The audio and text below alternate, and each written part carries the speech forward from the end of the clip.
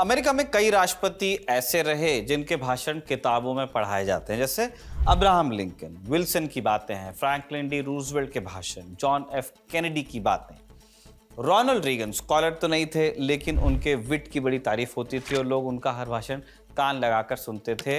Regan library में जो jokes हैं वो अभी भी खूब देखे जाते हैं यूट्यूब पर, आपको भी देखने चाहिए। फिर ओबामा थे, जब वो मार्टिन लूथर किंग को कोट करते हैं, आई हैव अ ड्रीम का हवाला देते हैं, तो वो न सिर्फ अमेरिका बल्कि पूरी दुनिया में नोटिस होता है।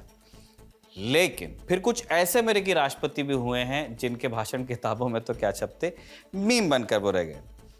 डॉकिंस ने जब मीम का कॉन्सेप्ट दिया था तो उन्होंने नहीं सोचा होगा कि कितने अमेरिकी राष्ट्रपति इस शब्द की डेफिनेशन पर खरे उतरने लगेंगे। बॉर्डम राष्ट्रपतियों की एक पूरी सीरीज है यूएस में कि एक अलग ही टर्म बन गया है उनके लिए, बुशिज्म। छोटे बुश की बात हो रही है यहाँ, अफगानिस्तान इराक फेम वाले।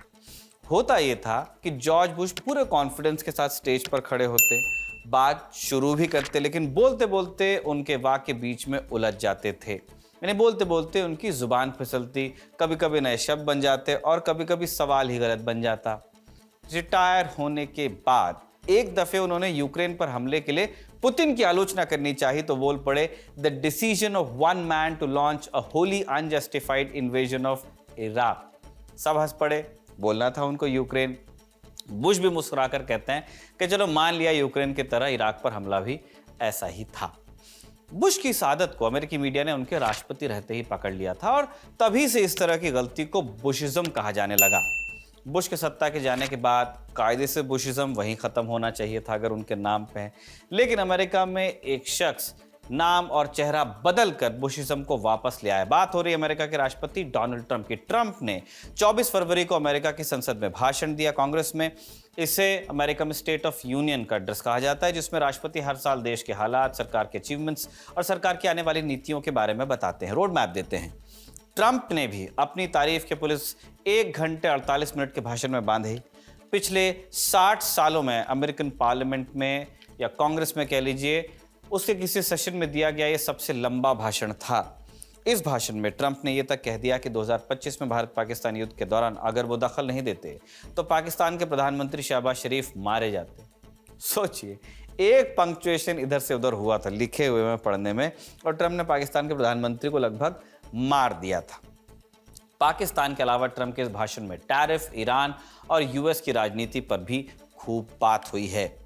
इस भाषण में ट्रंप ने टैरिफ पर क्या हिंट्स दी, ईरान के न्यूक्लियर प्रोग्राम का जिक्र ट्रंप के भाषण में क्यों हुआ, कहां हुआ, कैसे हुआ, और इस भाषण में ट्रंप ने कौन से कानून को पास करने की बात की जिसका सीधा असर अमेरिका में नौकरी खोज रहे भारतीयों पर पड़ सकता है। यही सब जानेंगे राजदूत के आज के एपिसोड में। नमस्ते, मैं हूं निखिल और आप देख रहे हैं खबरगांव का डेली इंटरनेशनल बुलेटिन राजदूत।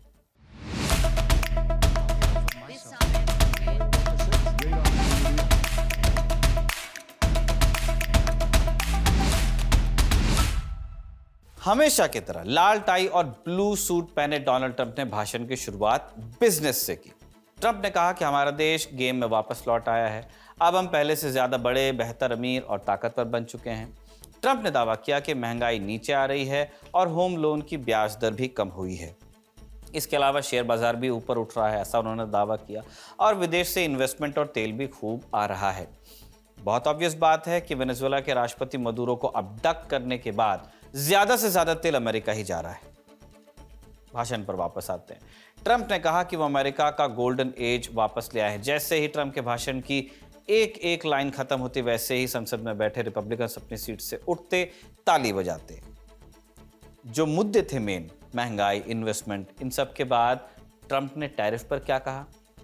ये बात इसलिए इंटरेस्टिंग है क्योंकि ट्रंप का आमना सामना उन जजेस से भी हुआ जिन्होंने ट्रंप के मनमाने टैरिफ्स के फैसले को रद्द किया था। 20 फरवरी को अमेरिका के सुप्रीम कोर्ट ने फैसला लिया कि ट्रंप के लगाए टैरिफ मनमाने हैं, इसी कारण उन्हें रद्द भी किया गया। जैसे ये फैसला आया, ट्रंप कोर्ट के जजेस पर भड़क गए। कोर्ट के 6-3 के फैसले में 3 कंजर्वेटिव जज थे, जॉन रॉबर्ट्स, नील गॉर्सच और एमी कॉनी बैरेट। इन्होंने 3 लिबरल जजों के साथ मिलकर ट्रंप के खिलाफ यह फैसला दिया था। इन्हीं में से 2 जज संसद में ट्रंप के भाषण के समय वहां थे कांग्रेस में, रॉबर्ट्स और बैरेट। दोनों से ट्रंप ने हाथ मिलाया। और हाथ मिलाने के बाद ट्रंप ने इन्हीं जजों को अपने भाषण के जरिए सुनाया भी। ट्रंप ने कहा कि सिर्फ 4 दिन पहले अमेरिका के सुप्रीम कोर्ट ने एक फैसला सुना जो बेहद दुर्भाग्यपूर्ण था। यह फैसला अभी आया है और बिल्कुल अच्छा नहीं है, लेकिन इसके बावजूद अच्छी खबर यह है कि दुनिया के लगभग सभी देश और कंपनियां वही पुराने समझौते बनाए रखना चाहती हैं जो पहले किए जा चुके हैं। ट्रंप के मुताबिक इन देशों और कंपनियों को पता है कि राष्ट्रपति के तौर पर उनके पास नई डील्स करने के लिए कानूनी ताकत है। अगर नए समझौते हुए तो वो उनके लिए पहले से भी ज़्यादा सख्त हो सकते हैं। बेसिकली ट्रंप हिंट कर रहे हैं कि यूएस सुप्रीम कोर्ट से जो फैसला आया है, अगर उसकी बिना पे कोई देश अपने टैरिफ्स को रीनेगोशिएट करना चाहता है, कोई भी हो सकता है वो जो रीनेगोशिएट करना चाहता हो, जिसकी स्थिति थोड़ी ख़राब, हम किसी का नाम नहीं लेते, ऐसे लोगों को ट्रंप ने कहा है कि अगली डील इससे ज़्यादा खराब होगी। ट्रंप का कहना है कि जो देश सालों तक अमेरिका को लूटते आए वही अब अरबों डॉलर अमेरिका को चुका रहे हैं। लॉजिक समझ से बाहर है, फिर भी बोल रहे हैं। ट्रंप का दावा है कि यही टैरिफ आगे चलकर इनकम टैक्स की मौजूदा व्यवस्था की जगह ले सकते हैं, जिससे अमेरिकियों पर टैक्स का बोझ कम होगा और इसी टैरिफ से अमेरिका की इकोनॉमिक लेवल पर वापसी की एक बड़ी गुंजाइश पैदा होगी। इन्हीं के जरिए सरकार ने सैकड़ों अरब डॉलर जुटाए हैं। मतलब ये यूएस में कम से कम हम अपने होश संभालने के बाद तो पहली बार देख रहे हैं कि कुछ भी झूठ बोलकर जॉर्ज बुश ने भी इराक पर हमला किया था, लेकिन कुछ भी जो मन में आएगा वही बोलूंगा, उस तरह का तो पहली बार ही हम देख रहे हैं। टैरिफ के बाद ट्रंप आए अपने फेवरेट टॉपिक ईरान पर। ट्रंप ने कहा कि पिछले साल जून में जब अमेरिका ने ईरान के खिलाफ ऑपरेशन मिडनाइट हैमर लॉन्च किया था, तब हमने सब तबाह कर दिया, लेकिन ईरान ने फिर से अपना न्यूक्लियर प्रोग्राम चालू कर लिया। ट्रंप ने कहा हम ईरान के साथ डिप्लोमेसी के जरिए डील करना चाहते हैं, लेकिन अब तक ईरान ने वो नहीं कहा है जो हम सुनना चाहते हैं। दो सीक्रेट वर्ड्स कौन से? We will never have a nuclear weapon. हम आतंकवाद के नंबर 1 स्पॉन्सर को किसी भी हाल में न्यूक्लियर वेपन नहीं बनाने देंगे, ये भी ट्रंप ने कहा। इस पर ईरान का रिएक्शन आया है। ईरान के विदेश मंत्रालय के प्रवक्ता इस्माइल बघई ने एक्स पर पोस्ट किया। उन्होंने लिखा, पेशेवर झूठे लोग एक ऐसा माहौल बना देते हैं जिसे इल्यूजन ऑफ ट्रूथ कहा जा सकता है। एक झूठ को बार बार दोहराया जाए तो लोग उसे सच मानने लगते हैं। यही प्रचार की सबसे पुरानी तरकीब है, जिसे कभी जोसेफ गोबल्स ने खुले तौर पर अपनाया था। आज वही तरीका अमेरिकी सत्ता और उससे जुड़े युद्ध से फायदा कमाने वाले ग्रुप्स जो हैं वो इस्तेमाल कर रहे हैं। खास तौर पर इजरायली सरकार के जरिए ईरान के खिलाफ लगातार झूठ फैलाया जा रहा है। कभी ईरान के परमाणु कार्यक्रम पर आरोप लगते हैं, कभी उसके बैलिस्टिक मिसाइलों का डर दिखाया जाता है, तो कभी जनवरी के ऑपरेशन में मौतों के आंकड़ों को बढ़ा चढ़ाकर पेश किया जाता है। ये सब उसी बड़े झूठ की स्ट्रेटेजी का हिस्सा है। सच ये है कि इन आरोपों का मकसद सिर्फ और सिर्फ लोगों को गुमराह करना है। इसलिए ऐसे दावों को आंख मूंद कर मानने के बजाय सवाल पूछना और सच्चाई ढूंढना ज़्यादा ज़रूरी है। प्रवक्ता जी ने वैसे इस बात में तो गलत बयानी की है कि बढ़ा चढ़ा के नंबर बताया जा रहा है। अगर 4 या 5 हज़ार बताया जा रहा है और अगर आपका कहना है कि 4 या 5 ही लोग सिर्फ सरकार के खिलाफ आवाज़ उठाने के चलते मारे गए, तो आप कैसे जस्टिफाई करेंगे? बढ़ा चढ़ा कर बताना है। खैर, टैरिफ और ईरान की बात हो गई। अब ट्रंप के भाषण के उस हिस्से पर आते हैं जिसका असर सीधे तौर पर हिंदुस्तानियों पर पड़ सकता है, स्पेशली वो लोग जो वहां जाकर के ड्राइवर बनना चाहते हैं। ट्रंप दोनों साइड हिट करना चाहते हैं और कर भी रहे हैं। ट्रंप ने सबसे पहले H1B को टारगेट किया, तो उससे हिंदुस्तान का जो 1% है, जो 1% बनने की ख्वाहिश रखता है, अमेरिका में बसने की ख्वाहिश रखता है, वाइट कॉलर जॉब्स में उनके लिए चीज़ें मुश्किल की गई और अब ब्लू कॉलर जॉब्स को मुश्किल किया जाएगा। कैसे? आप सुनिए। ट्रंप ने संसद में एक नए कानून को पास करने की अपील की है। इसे कहा जाएगा डलाइला लॉ। कानून का नाम 5 साल की बच्ची डलाइला कोलमन के नाम पर रखा गया है। डलाइला साल 2024 में कैलिफोर्निया में हुए एक एक्सीडेंट में गंभीर रूप से घायल हुई थी। तब एक 18 चक्के वाले ट्रक ने, बड़ा सा ट्रक, उसने कंस्ट्रक्शन साइट पर खड़ी गाड़ियों की लाइन को टक्कर मार दी। ट्रक का ड्राइवर हिंदुस्तान से था और एक अवैध प्रवासी था। उसे कैलिफोर्निया में CDL मिल गया था, यानी कमर्शियल ड्राइवर्स लाइसेंस। इस हादसे के कारण डलाइला को दिमागी चोट लगी। वो बच्ची ना तो खुद से खाना खा सकती है और ना ही बोल सकती है, ना ही चल सकती है। डलाइला को जिंदगी भर मेडिकल केयर और देखभाल की जरूरत पड़ेगी। इसी बच्ची के केस पर ट्रंप ने कानून का प्रस्ताव रखा है। कानून का मकसद यह है कि कोई भी अमेरिकी राज्य अवैध रूप से रह रहे प्रवासियों को कमर्शियल ड्राइविंग का लाइसेंस न दे सके। इससे इमिग्रेशन सख्त होगा और सुरक्षा नियमों को भी ध्यान में रखा जाएगा। ट्रंप का तर्क है। ट्रंप ने साफ शब्दों में कहा कि वो कांग्रेस से मांग कर रहे हैं कि इस कानून को पास किया जाए ताकि किसी भी राज्य को गैर कानूनी प्रवासियों को लाइसेंस देने से रोका जा सके। तर्क यह है कि अवैध प्रवासी ना तो ठीक से अंग्रेजी बोल पाते हैं और ना ही सड़क के जरूरी साइन बोर्ड्स को पढ़ पाते हैं। इसी कारण बड़े बड़े ट्रक्स को चलाना मुश्किल होता है और एक्सीडेंट्स भी होते हैं। ये सब बेरोक टोक चले इमिग्रेशन की वजह से हो रहा है जो बाइडेन सरकार के समय से चला रही है। ट्रंप की भाषा है और इसकी कीमत अमेरिका के लोगों को मेडिकल बिल भरकर चुकानी पड़ रही है।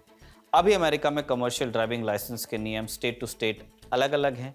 कुछ स्टेट्स में ऐसे लोगों को भी नॉन डोमिसाइल CDL मिलता है जिनके पास परमानेंट एड्रेस नहीं होता और इसी वजह से अवैध प्रवासी 18 व्हीलर ट्रक्स भी अमेरिकी हाईवेज पर चला लेते हैं।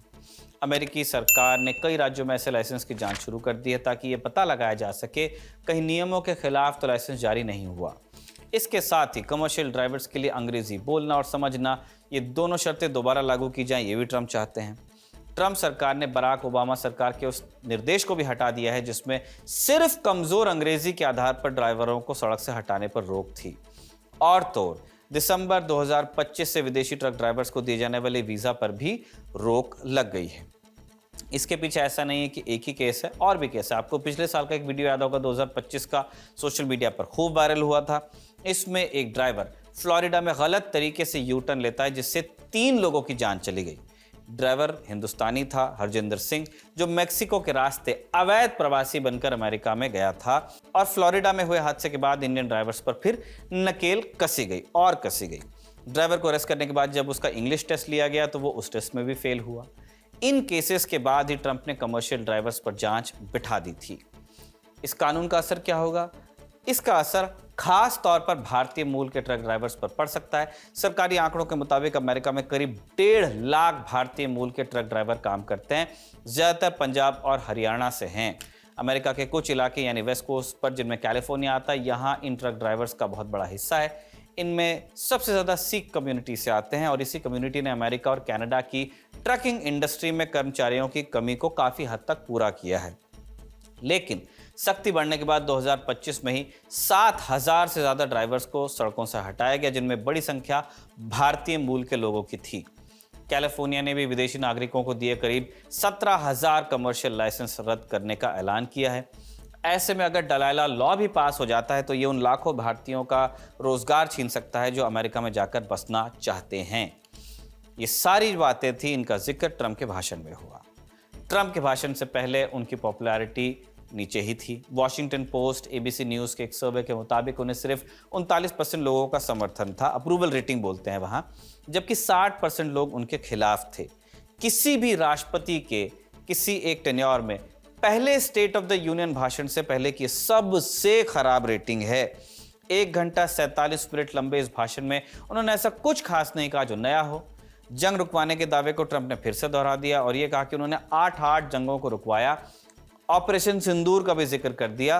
कहा कि लोगों का मानना था कि अगर मैं बीच में ना आता तो पाकिस्तानी प्रधानमंत्री शहबाज शरीफ मारे जाते। कहना दरअसल उन्हें यह था कि पाकिस्तान के प्रधानमंत्री शहबाज शरीफ ने यह कहा था कि 3.5 करोड़ लोग मर जाते अगर राष्ट्रपति ट्रंप ने दखल ना दिया होता। एक कॉमा इधर से उधर हुआ और पाकिस्तान के प्रधानमंत्री शहबाज शरीफ दुनिया भर में मीम बने। तो ये था स्टेट ऑफ द यूनियन भाषण जो ट्रंप का था। उसमें आपके काम की चीजें हमने आपके सामने रखने की कोशिश की। अंत में जाते जाते आपको प्रधानमंत्री मोदी के इजराइल दौरे से जुड़े कुछ अपडेट्स दे दें। आज शाम 5 बजे प्रधानमंत्री मोदी इजराइल के तेल अवीव में लैंड करते हैं। वहां रेड कार्पेट पर इजरायली प्रधानमंत्री नेतन्याहू ने सपत्नीक उनका स्वागत किया। इजराइल में प्रधानमंत्री इंडियन डायस्पोरा से भी मिलेंगे और उसके बाद इजराइल की संसद को भी संबोधित करेंगे। तेल अवीव में लैंड करने के बाद प्रधानमंत्री मोदी और नेतन्याहू दंपत्ति के बीच मजाकिया लहजे में कुछ बात भी हुई। हुआ ये कि प्रधानमंत्री मोदी का रुमाल और सारा नेतन्याहू की ड्रेस मैच कर गई। इस पर प्रधानमंत्री मोदी ने नेतन्याहू से मजाक में कहा सैफरन। आगे इस दौरे पर जो भी अपडेट्स होंगे वो हम आपको राजदूत में देते ही रहेंगे, इसलिए आपको राजदूत लगातार देखते रहना है। सब्सक्रिप्शन अटक गया है हमारा, बढ़ाइए। अपने दोस्तों से कहिए कि खबरगांव को सब्सक्राइब करें। जब नए लोग हमसे जुड़ते हैं तो नए तरह का फीडबैक हमारे पास में आता है और फिर हम और जो नया फीडबैक हमको मिलता है उससे बेहतरी का एक रास्ता हमारे लिए खुल जाता है। आज का राजदूत जो आपने सुना और देखा वो रिया ने लिखा था और आनंद ने इसे रिकॉर्ड किया था। आप देखते रहिए खबरगांव।